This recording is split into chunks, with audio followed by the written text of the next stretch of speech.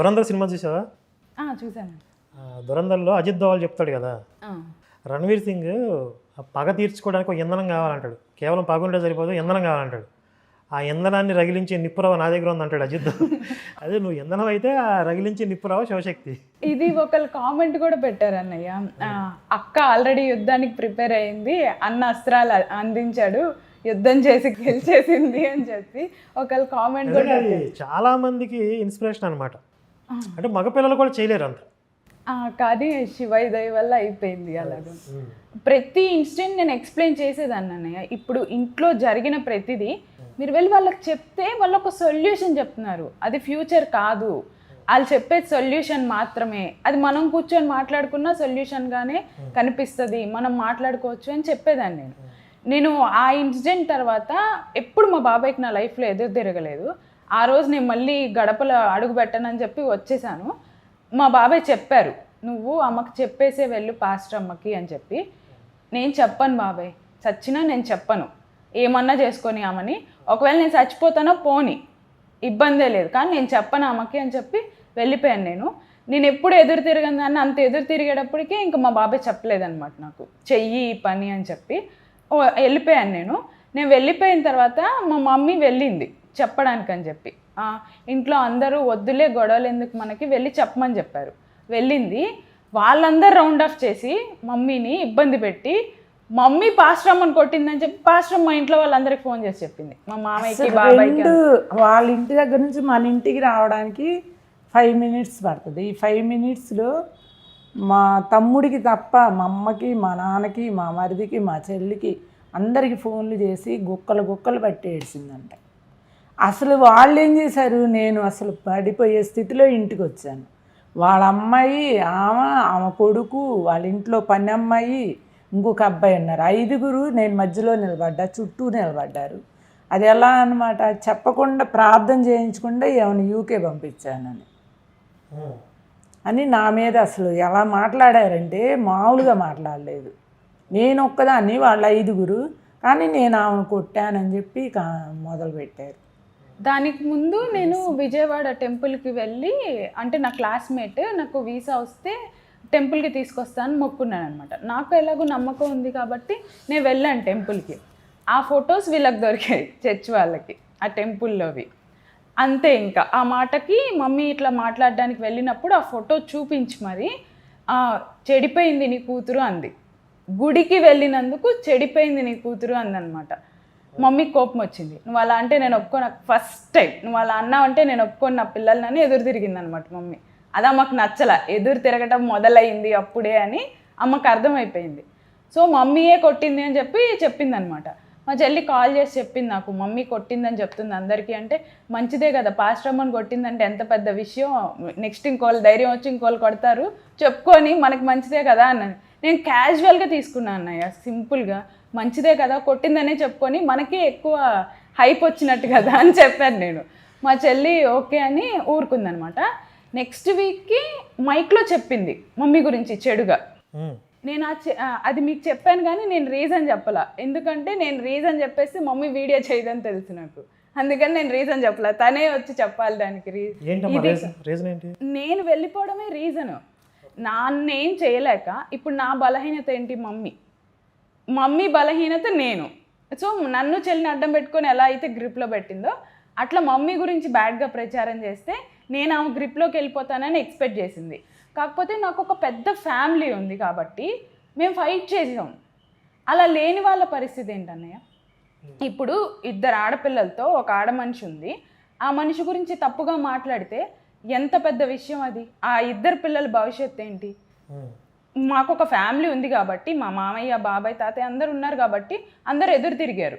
నువ్వు ఏమన్నా పడతావన్నా అని చెప్పి, నువ్వు ఎంత మాట అన్నా పడతావా అని అందరు ఎదురు తిరిగారు. అందరికీ రియలైజేషన్ వచ్చింది. ఇంకా మానేశారు చర్చ్ మానేశారు, వేరే చర్చిలకి వెళ్ళారు. అంటే అదే కాన్సెప్ట్ అనమాట. వేరే చర్చెస్కి వెళ్ళారు కానీ క్రిస్టియానిటీని వదిలేయలేదు. బట్ ఈమె ఉన్మాదం ఎక్స్పోజ్ అయింది అంతవరకే. అది వీళ్ళకి ఫోన్లే ఒక్కటన్నా మంచి జరిగిందని నేను ఫీల్ అయ్యాను. వాళ్ళు ఎంత ట్రామా క్రియేట్ చేశారంటే, మా చెల్లి నాకు డైరెక్ట్గా కాల్ చేసి, నేను మమ్మీ చచ్చిపోతున్నాం, మమ్మల్ని చూడటానికి కూడా నువ్వు రావద్దు. మీ చెల్లి మా చెల్లి ఎందుకు తను అలా ఎందుకు మాట్లాడింది? చుట్టుపక్కల వాళ్ళందరూ మా ఇంట్లో వాళ్ళు రియాక్ట్ అయ్యే కన్నా ముందే అది యూట్యూబ్లో కూడా పెట్టారు వీడియో.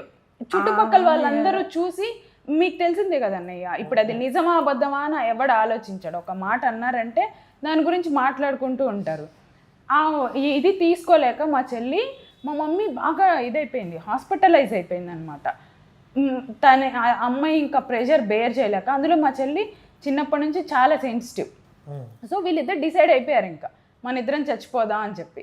నాకు కాల్ చేసి మళ్ళీ వీళ్ళ కోసం నేను వచ్చి ఇక్కడ ఇరుక్కుంటానేమోనని చెప్పి, నువ్వు రావద్దు మమ్మల్ని చూడటానికి కూడా, డాడీ ఎలాగూ లేడు, మేమిద్దరం ఉండం, అట్లీస్ట్ మన ఫ్యామిలీలో నువ్వు ఉంటావు, నువ్వు రావద్దని చెప్పింది డైరెక్ట్గా. ఆ టైంకి మా అమ్మమ్మ తాతయ్య వచ్చారు కాబట్టి ఈరోజు నాకు మా మమ్మీ చెల్లి ఉన్నారు.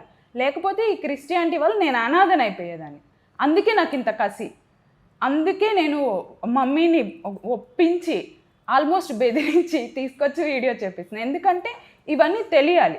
మాలాగా బాధపడే వాళ్ళు ఒక్కళ్ళన్నా ఆలోచించి బయటకు వచ్చి వాళ్ళ జీవితం బాగుపడితే చాలు నాకు, ఒక్కళ్ళు వచ్చినా కానీ. అందుకనే నేను బయటకు వచ్చి చెప్తున్నాను ఈరోజు ధైర్యంగా.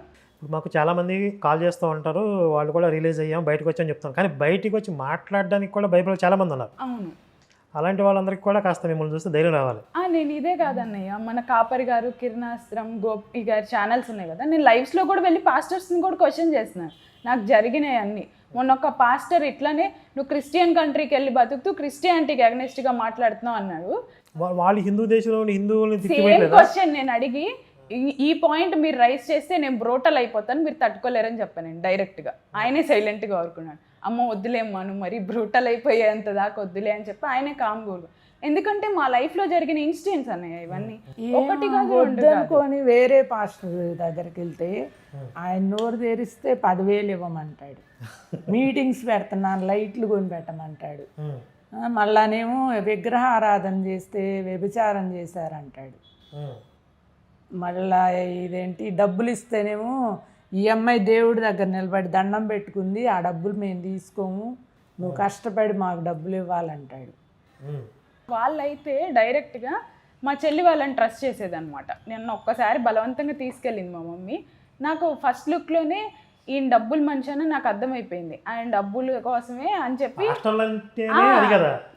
కానీ వీళ్ళకి ఆ రియలైజేషన్ ఎప్పుడు లేదన్నయ్య. నేను చెప్పినా కానీ వీళ్ళు వినలేదన్నమాట. వెళ్ళారు, ఏంటి చీరాలు వెళ్ళేవాళ్ళు వీళ్ళు గుంటూరు నుంచి ఆయన దగ్గర ప్రేయర్ కోసం. మా చెల్లికి US వీసా వస్తే అక్కడ భోజనాలు పెట్టారు. మొత్తం నేను ఇక్కడ కష్టపడి డబ్బులు ఇస్తుంటే వీళ్ళు చేసే పనులు అన్నమాట.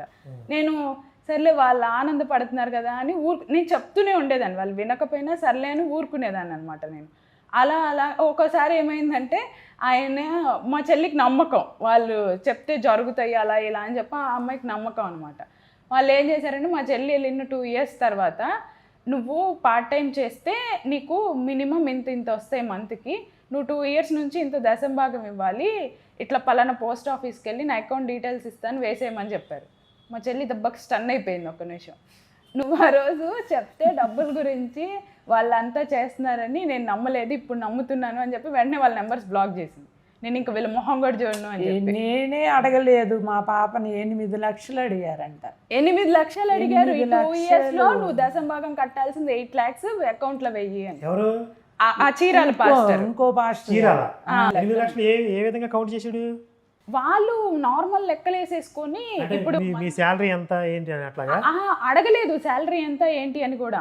అంటే ఇప్పుడు ఎలా అంటే ఫారెన్ లో మినిమం వేజ్ అని ఉంటుంది అన్నయ్య, ఇన్ని అవర్స్ వర్క్ చేసుకోవచ్చు లీగల్ గా.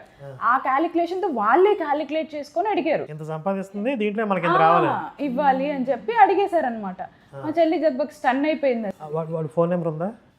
8 లక్షలు లేదు, తీసేసానండి, మానేసేసాం. ఇంకా ఆయన 8 లక్షలు ఏమని అడిగాడు. ఫోటో పేరేంటి? ఇమానియల్ రాజు. ఇమానియల్ రాజు యూట్యూబ్లో ఉన్నాడా?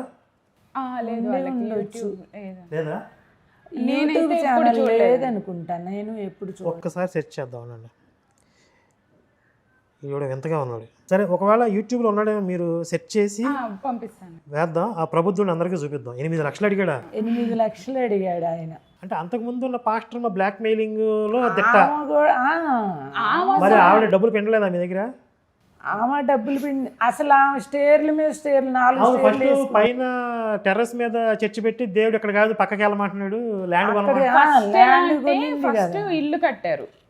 ఇల్లు కట్టినప్పుడు ఏంటంటే తెనాలి వెళ్ళేవాళ్ళు, గుంటూరు నుంచి తెనాలి వెళ్ళేవాళ్ళు చర్చికి. ఏమో ఆమె ఇద్దరు కలిసి, ఎవరు? ఆ పాస్టర్ అమ్మ ఏమో అప్పుడు ఆమె విశ్వాసి, ఏమని కరిసినప్పుడు అవును, వ్యాపారం మొదలు పెట్టలేదు ఇంకా. ఆహా అప్పుడు ఆమె జస్ట్ జాంబీ అంతే, ఏమని కరిసింది. వీళ్ళిద్దరు కలిసి తెనాలి వెళ్ళేవాళ్ళు. తెనాలి ఎక్కడికి వెళ్ళారు? తెనాలి భాను ప్రసాద్ గారని ఉండేవాళ్ళు. మాస్టరా? భానుప్రసాద్. ఆయనకి చాలా బ్రాంచీలు ఉన్నాయి. ఆయనకి యూట్యూబ్ ఛానల్ కూడా ఉంది. అక్కడికి వెళ్ళారు మీరు? అక్కడికి వెళ్ళేవాళ్ళం. అక్కడికి వెళ్తుంటే ఏం చేసిందంటే ఆమె అక్కడికి వెళ్తా ఓ 10 మందిని వేసుకెళ్ళేది వారం వారం మమ్మల్ని. వాళ్ళు ఆ 10 మంది ఇక్కడ పెట్టమని అడిగారనమాట ఆయన్ని. ఆయన వచ్చి ఇక్కడ పెట్టేవాడు. అంటే ఆల్రెడీ ఇల్లు కట్టేశారు కదా, పైన రేకుల షెడ్ వేసేసారు అనమాట. దాని మీద ఎవరు ఇల్లు కట్టింది? ఎవరు? పాస్టర్ ఇల్లు కట్టుకుంది అప్పటికి. ఓకే. నార్మల్ గా కింద ఈవిడ అంతకుముందు ఏం చేసేది పాస్టర్ అమ్మ? ఆమె విశ్వాసి అంతే, ఊర చర్చికి వెళ్ళేది అంతే. ఓకే. పక్కన ఇంట్లో అద్దెకుంటా స్థలం కొన్నారు వాళ్ళు. స్థలం కొని ఇల్లు కట్టుకున్నారు. ఆ పాస్టర్ గారి దగ్గరికి వారం వారం 10 మందిని వేసుకెళ్ళేది. ఈ 10 మంది అంత దూరం మేము రాలేకపోతున్నాము, ఇక్కడ పెట్టిమని అడిగారు. ఆయన అడిగితే ఆయన సరే ఓకే అన్నాడు. కింద ఇట్లా హాల్ ఉండేది, పెట్టారు. హాల్లో నిండిపోతున్నారని మళ్ళీ దేవుడు చెప్పాడని అందరి దగ్గర డబ్బులు తీసుకొని పైన రేకుల షెడ్ వేశారు. ఎవరు? ఈ పాస్టర్ అమ్మ. ఈ పాస్టర్ ఇక్కడికి వచ్చి చెప్పేది ఎవరు? భానుప్రసాద్. భానుప్రసాద్ గారు చెప్పేవాడు. ఆయన ఒక 3 months ఏమో చెప్పాడు. ఆయన ఏం చేసేవాడు, చెప్పి వచ్చినవన్నీ మూట కట్టుకొని తీసుకెళ్ళిపోయేవాడు. వీళ్ళింటి మీద చెబుతా మూట కట్టుకొని తీసుకెళ్తున్నాడని. మరి వాళ్ళిద్దరికి ఏం జరిగిందో తెలియదు నాకైతే వాస్తవంగా. ఆయన మానేశాడు. ఇంకేమో మొదలు పెట్టేసింది. ఈవిడ పాస్టర్ అవడానికి అన్న రాత్రి కల వచ్చిన దర్శనం, వెలుగు, స్వరం ఏం చెప్పలేదా? డైరెక్ట్ పాస్టర్ అయిపోయింది. ఆ పాస్టర్ అయ్యాక ఏం చేసింది, రేకులు తీసేయమన్నాడు దేవుడని స్లాబ్ వేసింది. స్లాబ్ కూడా డబ్బులు అందరూ. ఆ స్లాబ్ ఫస్ట్ 10 మంది అయిన వాళ్ళు, తర్వాత 50 మంది 100 మంది అట్లాగా. ఇట్లా నాలాంటి వాళ్ళు ఉంటారుగా, ఒక్కొక్కరిని తీసుకెళ్లే వాళ్ళు ఉంటారు కదా, అందరూ ఖాళీగా ఉన్నారు. అందరూ అట్లా తీసుకొచ్చారనమాట. అందరూ తీసుకొస్తే అట్లా బిజీగానే ఉండేది. ఏజెంట్లు లాగా మారుస్తారు కదా, నువ్వు ఇద్దరు తీసుకురా, నేను వెళ్ళిన దాంట్లో చాలా నరకం అనుభవించాను. అక్కడికి వెళ్ళి నేనేం వర్క్ చేసుకోవాలి, వర్క్ చేసుకోకపోతే నాకు కష్టం ఇంట్లో. ఆమెమో వర్క్ వద్దు, అంతా ఏసయ్యే చూస్తాడు, వచ్చి ఇక్కడ కూర్చోమంట చర్చిలో. ఇప్పుడు మీరు డబ్బులు ఇవ్వాలన్నా ఏదో సంపాదించుకోవాలి కదా, మరి అది కూడా వద్దంటుందా? వర్క్ వద్దు, దేవుడే చూస్తాడు, ఏసే ఇస్తాడు, నీకు వచ్చేయి అంటది. వచ్చా చర్చిలో కూర్చొని రేకులకి స్లాబ్ కి డబ్బులు వసూలు చేయడం ఆయన ఇస్తాడు కదా. ఆయన ఇచ్చే దేవుడికి అని చెప్పి తీసుకుంటుంది. దేవుడికి అది వీళ్ళు అడగలేదు కదా. ఆ రేకులు తీసేసి స్లాబ్, దాని మీద ఇంకో స్టేరు, దాని మీద ఇంకో స్టేరు, 4 స్టేర్లు.